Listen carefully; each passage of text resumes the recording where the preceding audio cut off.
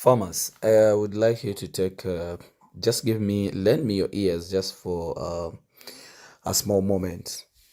Yeah, I would like to show you, look at that video very well. Those animals are really moving in a very dry area. They are really moving in a very dry area, the way I have said it. The only trees that you can see which are surviving in this country, what you're seeing is South Africa. It's a dry area, very dry. And actually, in most of these areas that you see, they have irrigation. So getting water in this area is very, very expensive. But because some people are really too dedicated to work, too dedicated to do a lot of farming, they don't mind about whichever situation. For them, they continue and they continue to make sure that they move forward. The advantage for us we have is that we do have in some areas of the country, sometimes we have those kind of situations. That's in Karamoja, even sometimes in Western Uganda, but it cannot last for a year. But just imagine these people have been in this situation for over 7 years. You people, that is not my words. It's not my words. It's these people's words in reality. But look at the quality of the animals that they do have. So, like you people, what you need to master or what you need to know, how do they make it? That's the question that you have. Now I'm telling you how these people are making it, and they are really making it very seriously. And when these animals go, those animals you see, most of them nannies, and others, those are the animals that are not even pregnant. But the sensitive animals, like the pregnant animals, I think you're going to see in this video, those are the ones that really stay in a irrigated place. Like now they stay in the alfalfa to make sure that they have enough of proteins. They are preparing them, what we call steaming up. They steam them up so that they can have stronger babies, and themselves they can be strong enough to hold the baby and even to manage the kidding process.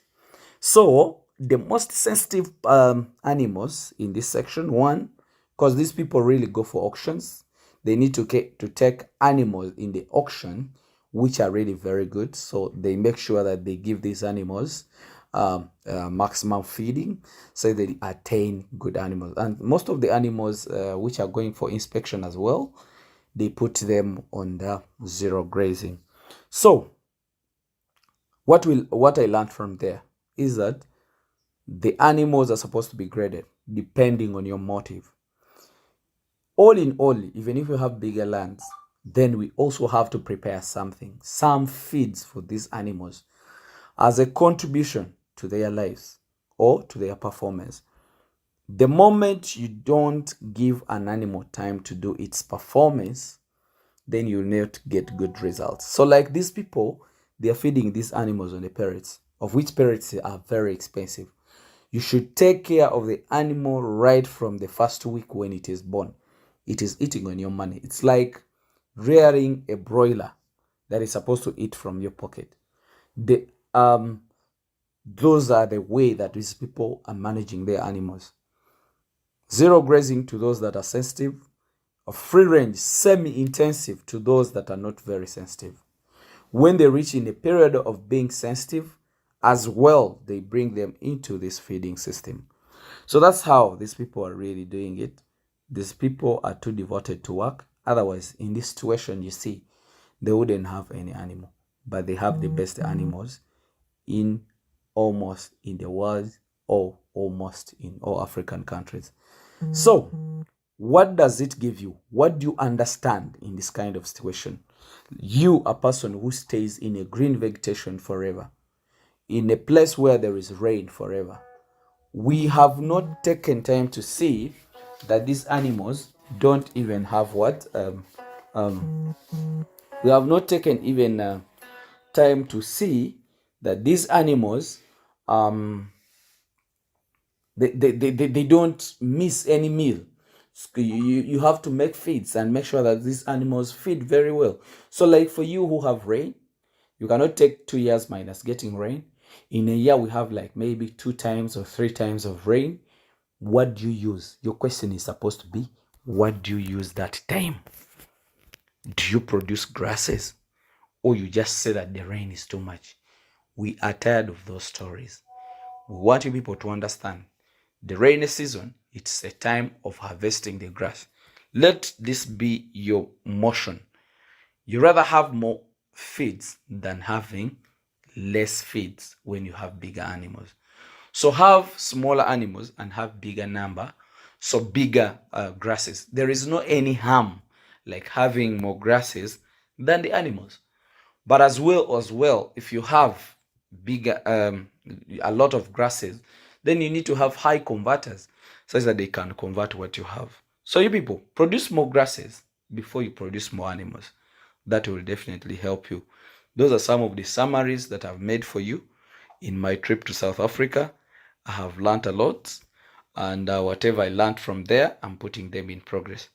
Where is my intention? Now I have started handling pasture, because producing pastures in our country is too cheap. It is not even expensive at all. So I'm going to start producing the pastures, and I'll be updating you. So now for me, I've gone to make sure that I plant the alfalfa. I'm going to put the sugar, to plant the sugar grass, the NutriFeed, maize. I'm going to do maize silage. So all those, I'm going to do them, and I'll make sure that we do possible. There is no any time I will believe that those countries who are living in a dry area will do better than us. No. Yet we can have all what we need in our country. Because the moment you have water, you have all the power. So you people, me, I'm starting to do this, and I'll be updating you as my character, and you will see me progressing. So I also want to produce super and super quality animals, because I have the grass and I have the water. So thank you very much. Take this to be a serious advice, and you learn a lot from it. Farmers, I would like you to